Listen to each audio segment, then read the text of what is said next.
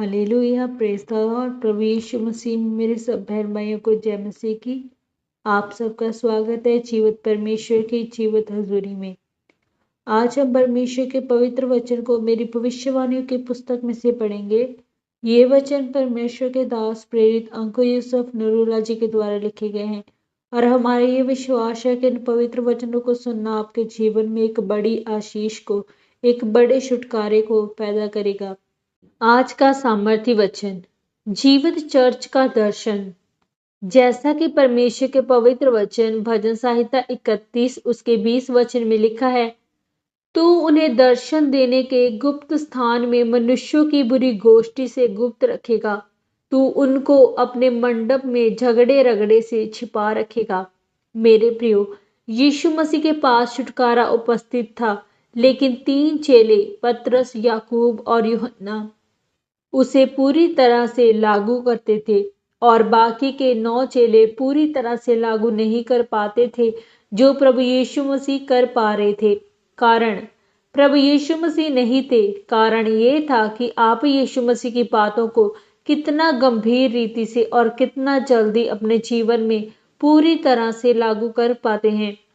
कुछ लोग वचन को सुनते हैं कि उन्हें रोज प्रार्थना करनी है तो उन्हें 3 से 6 महीने लग जाते हैं वचन को पूरा करते, या जब उन्हें पता चलता है कि उन्हें दशमांश बोना है तो फिर भी सोचते हैं कि ये पैसे का खेल है, मुझे इसमें नहीं पड़ना, जिसके कारण उन्हें 6 महीने से 1 साल लग जाता है वचन पूरा करने में।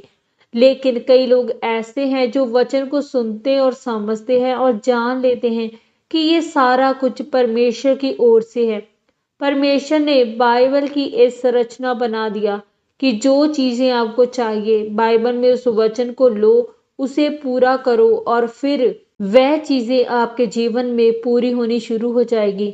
मैंने अपने जीवन में इस बात पर ध्यान दिया है कि वह लोग जो जीवित चर्च के सदस्य हैं वह अपने जीवन में जल्दी छुटकारा पाते हैं उन चर्च से जो किसी जीवित चर्च का हिस्सा नहीं है।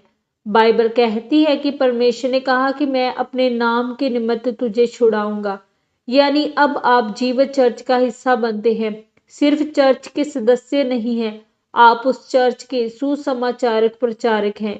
क्योंकि ये एक चर्च का दर्शन है, ये मेरा दर्शन नहीं है। आपका पैसा या चर्च का पैसा मेरा पैसा नहीं है। मैं सिर्फ एक मैनेजर हूँ, जैसे बैंक मैनेजर बैंक के पैसों का मालिक नहीं होता लेकिन उसे मैनेज करता है। आज कुछ ऐसे विश्वासी हैं जो हर पास्टर को सुनते हैं और वह हमेशा उलझन में रहते हैं और अपने जीवन में कहीं नहीं पहुंचते, अपनी बुलाहट को कभी समझ नहीं पाते और ना ही अभिषेक और आशीषों को ले पाते हैं। कभी वह एक की नकल करते हैं, कभी दूसरे की करते हैं और फिर 8 से 10 हफ्तों में वापस अपने आप में आ जाते हैं।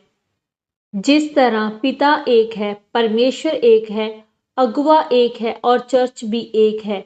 और जब आप एक चर्च के साथ जुड़ जाते हैं तो आप उस चर्च के दर्शन को अपना दर्शन समझते हैं, तो आप उसके लिए प्रार्थना भी करते हैं, बोते भी हैं। तब आप अपनी आशीषों को, आत्मिक आशीषों को पाते हैं और वचनों को सुनते हैं। और जो छुटकारा आपके आत्मिक पिता अगुवे ने पाया है वह आपके जीवन में प्रवेश होना शुरू हो जाता है।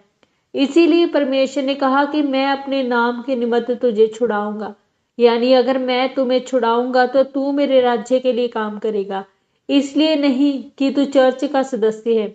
मेरे प्रियो, चर्च का सदस्य बनना तो शुरुआत थी कि परमेश्वर ने उस चर्च को रूहें बचाने का दर्शन दिया है, और तब जब आप उस चर्च का हिस्सा बन जाते हैं तो परमेश्वर आपको बीमारी से चंगा करता है, आपको आर्थिक रीति से आशीषित करता है, आपके परिवार के सिस्टम को सही करता है, ताकि आप फालतू चीजों से आजाद होकर उस दर्शन में जो परमेश्वर ने आपको दिया है उसमें आप ताकत से, दिमाग से, दिल से, पैसों से, आत्मा से चल सके।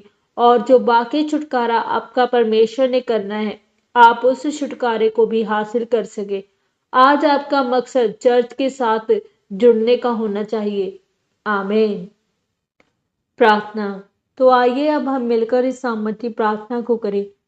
सर्वशक्तिमान परमेश्वर, इस वचन के लिए मैं आपका धन्यवाद करती हूँ और प्रार्थना करती हूँ परमेश्वर मैं जीवित चर्च के दर्शन के साथ जुड़ूं और उसे पूरा करूं और आपके छुटकारे को हासिल करूं, ताकि आप मुझे आशीषित और ऊंचा करें।